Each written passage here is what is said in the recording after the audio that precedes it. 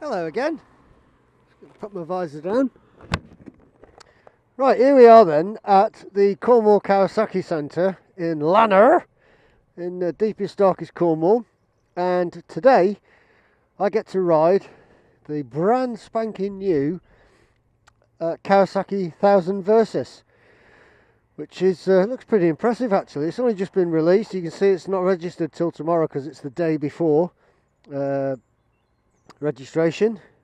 And this has not long since been out on the streets.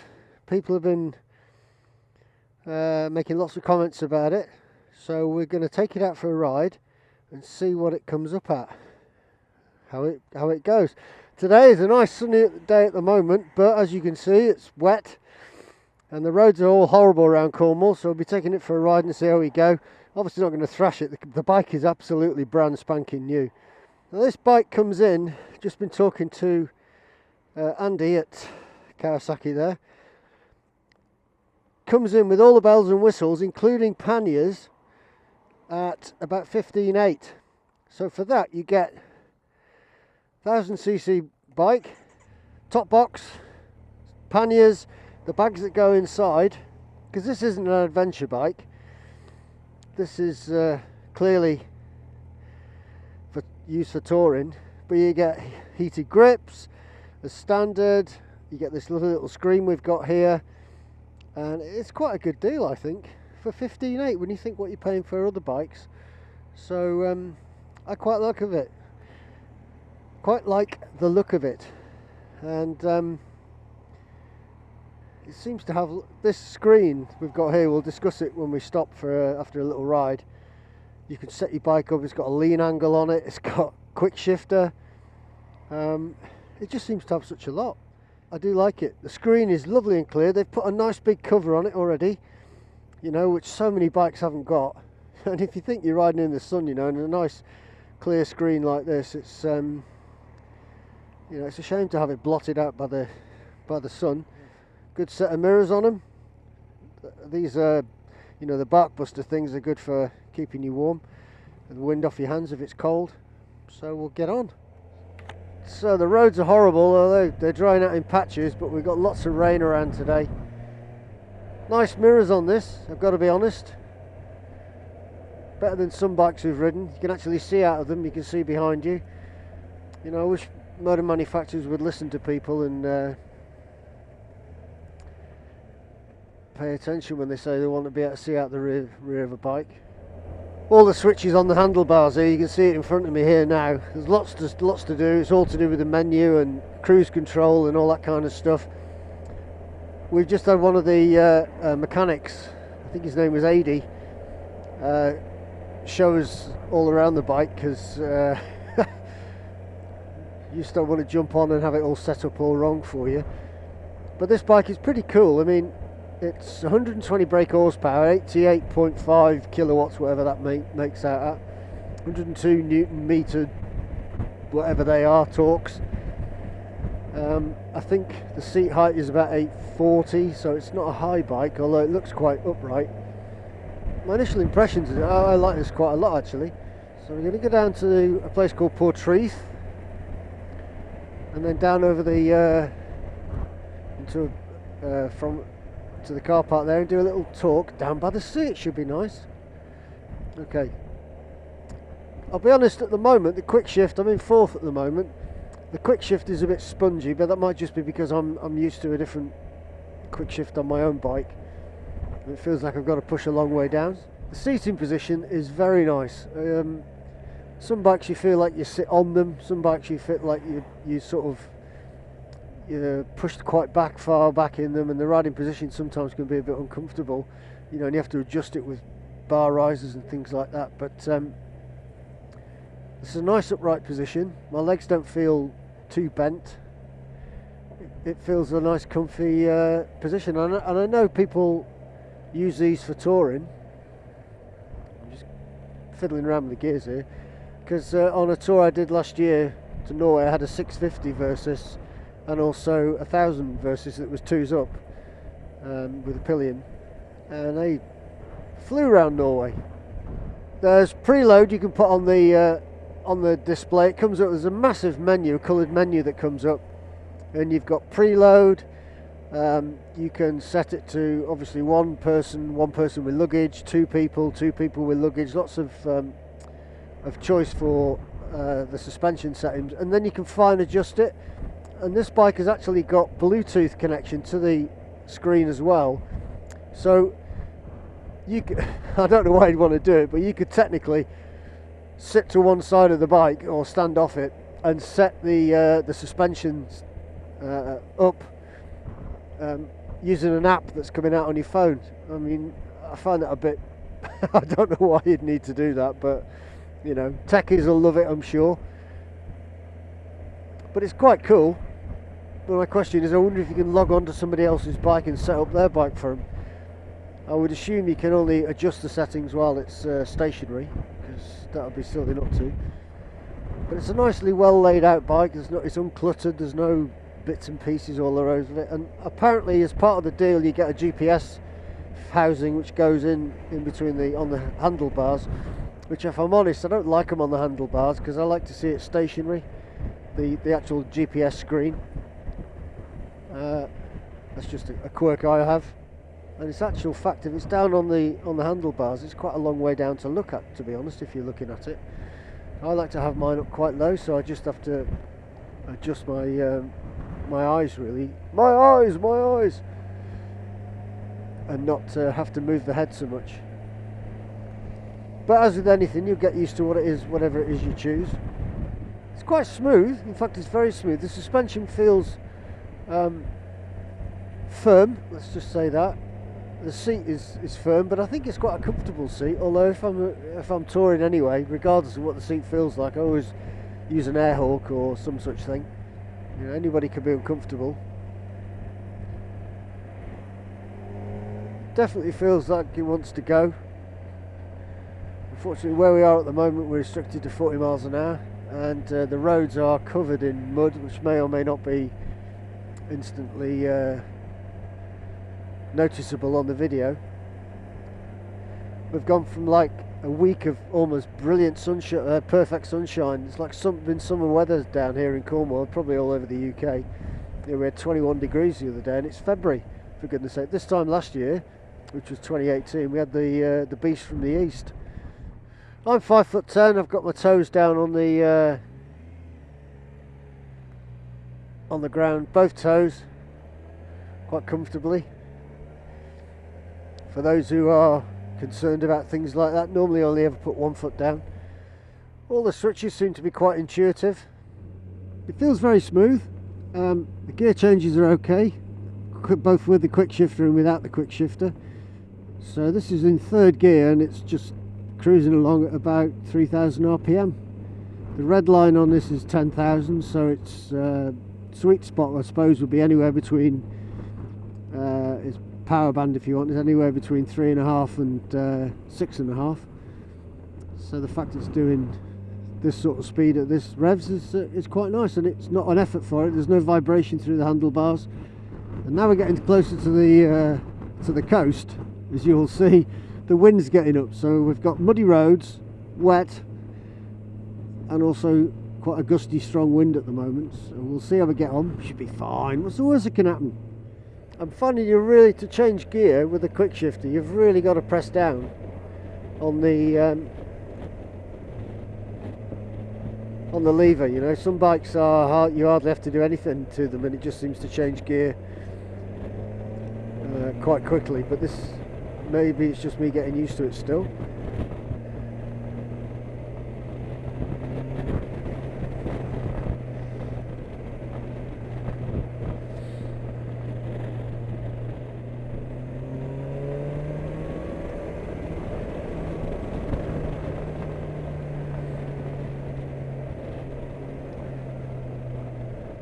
It feels very smooth. I keep saying that, but it does. You can't take that away from the bike. Acceleration is good. Quite a bit of engine braking, which is obviously very good if you're used to bikes that do a lot of engine braking, and as a BMW rider I am.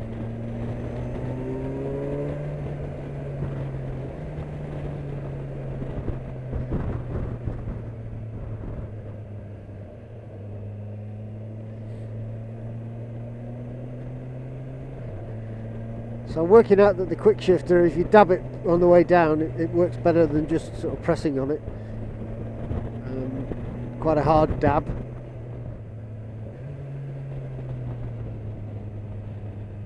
Brakes are good. Doesn't seem to be that much dive on the front as you put your foot on the front, pull the front brake on. Where some bikes suffer really badly with that, and you have to. It takes a lot of getting used to.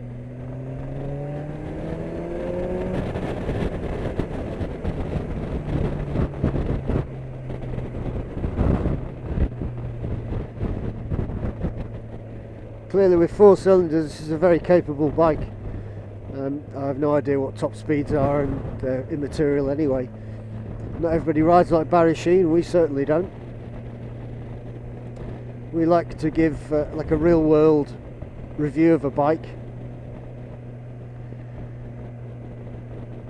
So before we left, Toby and I were talking, and you know, Kawasaki's a pretty good deal actually. We've waited a long time to be able to review some of the Kawasaki bikes, and you see loads of them around. And if you're getting the deal like you're getting with this bike, 5,800 or 15,800 approximately, and you get all this with it, the top boxes, the panniers, the top box, you know, this is a fantastic touring bike. You get the bags inside, and they're solid panniers, they're not soft ones. So that's a really good deal. I do like the quick shifter.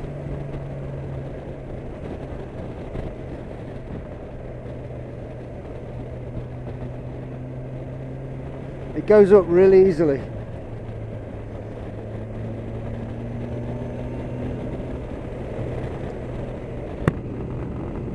So this is a nice road, this nice twisty road. Takes us from Porthtown to Portreath, down through the gears. Quite a lot of engine braking, which is nice. Good position on the road there.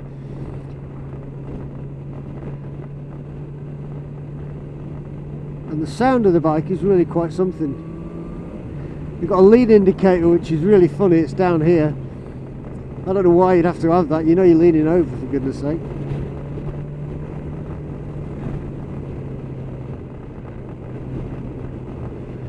This is a confidence inspiring bike actually. You know, sometimes you go out on a bike and you go, oh, I hate it, right from the minute you get on it. Well, this is it's completely different to that. This is very nice to ride.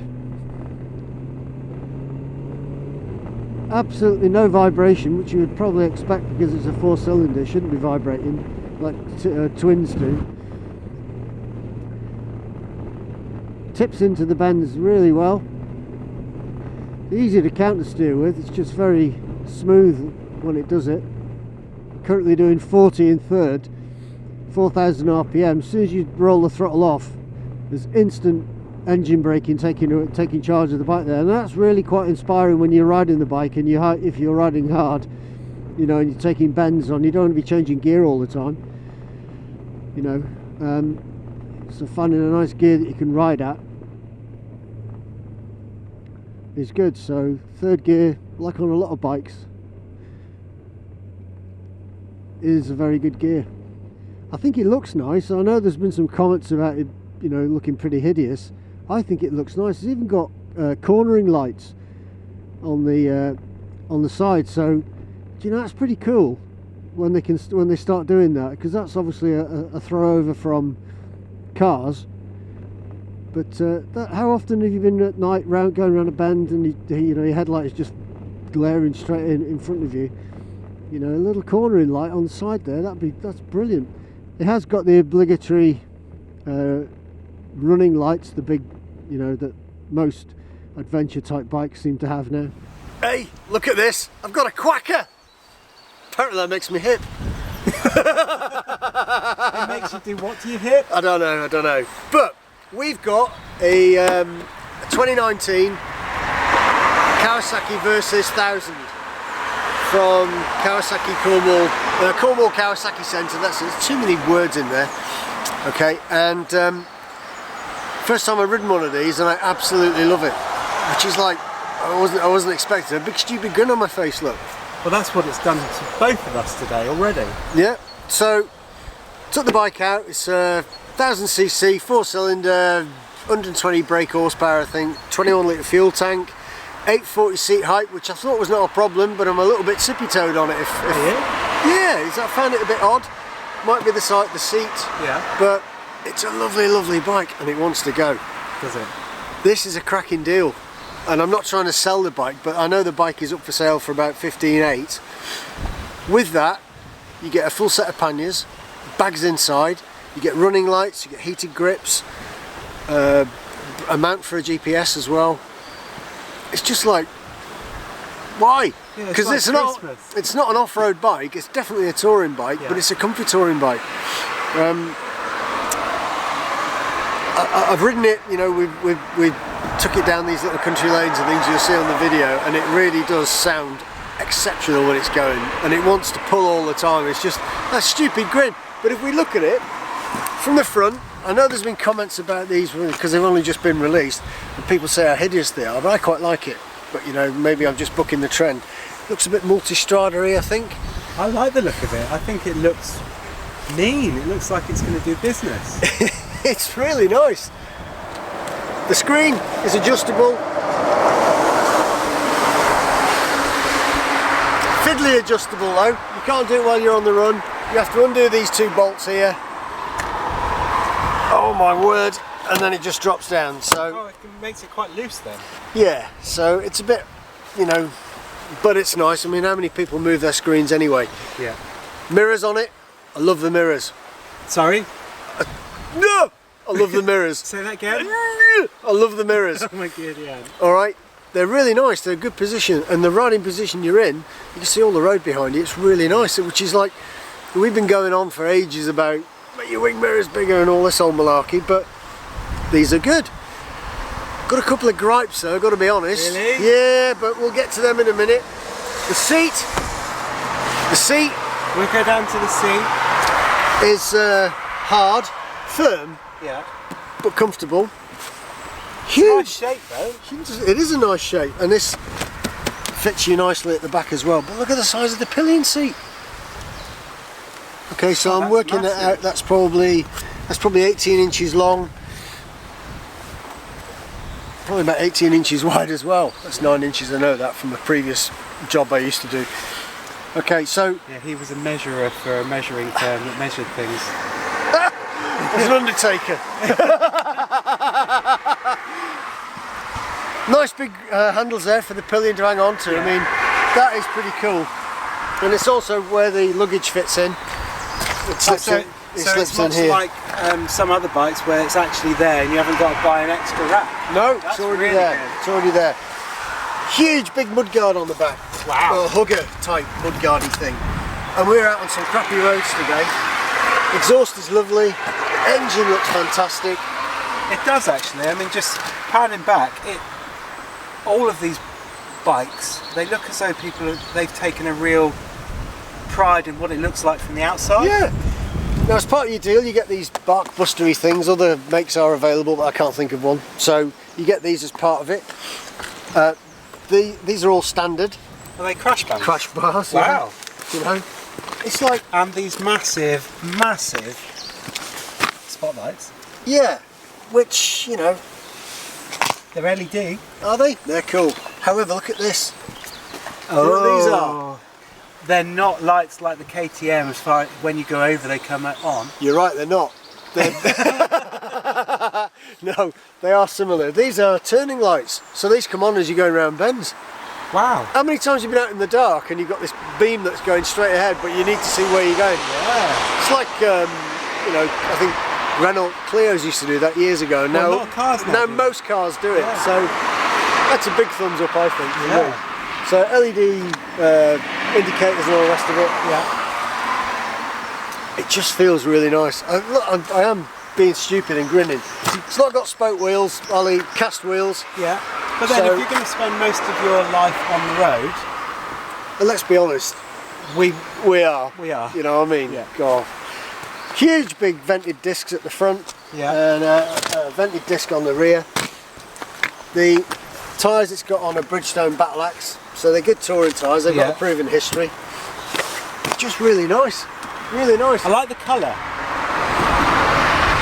I know that you shouldn't buy a bike or a car just because of the colour, but no, you shouldn't. In actual fact, that colour is quite iconic with Kawasaki's, isn't it? And, it is. And I do like it. But I do like the other option. I think it's a darker version, but and I like the blue. I don't know whether they do the blue in this one, but the blue that they do and the German battleship grey that you call it. There you go. They're lovely colours. Lovely colours. Look at this. A cavernous box. Cavernous box with a backrest on it. Open it up. Let's see how big it is I have inside. to get the key for that. Oh God. It's too many moving parts and now. this comes in that deal that they've got at the moment? Yeah. Wow. And so they give you boxes. all the rubbish falls out. So it's a big box. You get a helmet in there, definitely. Yeah. And as part of this deal, you get bags as well that fit inside it. Colour coded. So the crux are, because we've got to have a look at the screen in a minute. haven't we? That's quite impressive. A load of gadgets on that. I don't think I've seen you, having ridden a different bike, smiling so much. Is this something that maybe I've got stomach cramp place of the adventure one day? One day. I really do think I've got a list of the Africa Twin. Yeah. This now is one of them. What else have I got? The list is endless, you know. There's a bike for everybody, and you know, it's just a really, really, really nice bike. Now, we have to talk about the screen, the gadget bits. Let's just talk have about to lock the screen. this. I'm going to go and have a look at the screen. I'm going to switch it on so you can see it, and then we'll talk about things that I don't like. Get the Kawasaki, that's almost like the KTM ready to race. There you go. This screen is really nice and it's really easy to read. You've got so much information on it though. Temperature, outside temperature.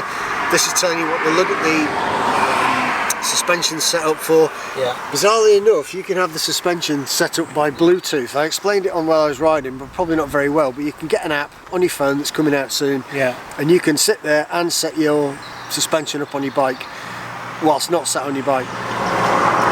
Why you'd want that, I don't know, but you know, techies will love it, I'm sure.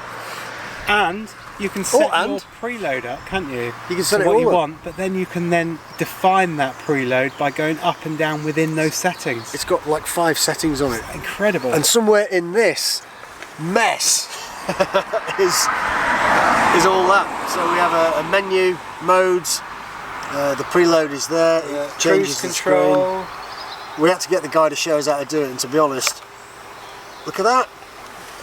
It's white. It's white or black. I do like the black one. Yeah, that's much more defined. Big power outlet there. And it's a normal one. It's a normal one. I thought you might say that. There you go.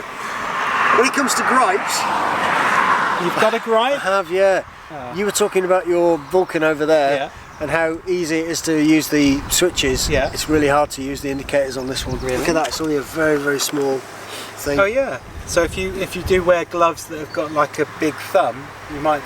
Oh, you have big thumbs. Oh yeah. Which I have. Yeah. I found that a bit of a struggle. Okay. So the actual menus you can go into here are quite extensive, and I don't really think we could go and spend time doing that. But that may be a video in its own one day, mightn't it? But it looks really nice. It's all nice and coloured and all that. But it's there's a lot to it. But I've got to show you this. Look at this. See that there? What, the green line? That's a lean angle. Now, as I stand this bike up, it's not telling you when you're losing weight and you're getting more lean. Probably not. That'll be on the app. So if you look at it, and I stand the bike up, you'll see it. Oh yeah, changing. It's changing over to the other side. Yeah. Now this bike is 253 kilos. So I'm a bit reticent to let it go all the way across. It's not changed, but it might have something to do with the fact it's just on its side stand. On its side stand. So, but as you come back down, it will show you. Wow. Does that understand? Yeah. So for some people that might be interested in that sort of thing, another gadget. Sure there are. And I tell you what, while we're looking here, the one thing that other manufacturers haven't done Is what? is this. They've got a sunshade on I here. mentioned that. And do you know what? That's incredible. We've been out in the sun a little bit today in between showers and things, and that does work. It really does work. Yeah. So I'm quite happy with that. Getting back to this lean angle thing, I don't know why you need a lean angle on your bike. You know, it tells you the maximum. I think the maximum today I've done is 40 degrees. All right, okay. Each side, Yeah. I think, and that was probably on the wiggly roads back there. Your last name's not called Marquez, is it? No, bizarrely enough. So you've got all that kind of stuff there. I thought the wear light, the lean angles were part of the chicken strips on your tyres. Isn't that what it's for? I don't know. Okay. Anyway, I love it. I love the bike. It's smooth. It's quick. A lot of engine braking. I was surprised by the amount of engine braking on it. Red line's at 10. Yeah. So you're sort of, the best area for it to be in is probably around about 3.5 to 6.5, and it just burbles along. It sounds lovely. When you wind it up, it sounds lovely. When you're going along, you know, a fair old crack like we were doing 50, 60 on the, it is a fair old crack in Cornwall, mind, 50 or 60 miles an hour on some of these roads. Yeah. Okay, it sounds lovely, and I really enjoyed it. Excellent. Here's me with a big smiley face. Yeah. So, Next week, Mark shows you his new Kawasaki. it won't be a long time yet. However, ideal for touring. There's a 650 version, this is 1000. I know they're both good for touring because we've had 650s on tours and 1000s with people with pillions on them, and no real major complaints. It's a chain, so that's like the negative for me, but we keep going on about it, but I couldn't be bothered with a chain doing the job I'm doing it currently. So, but would I buy one? Yeah, I would. I don't say that about many bikes. Now that is a turn up. But So, I'm easily swayed, but not you. yeah, no, I quite like it. I like it a lot. So, if you like the video, give us a thumbs up.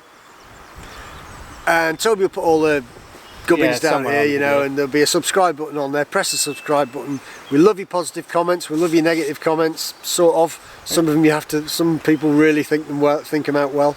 And we'll see you soon.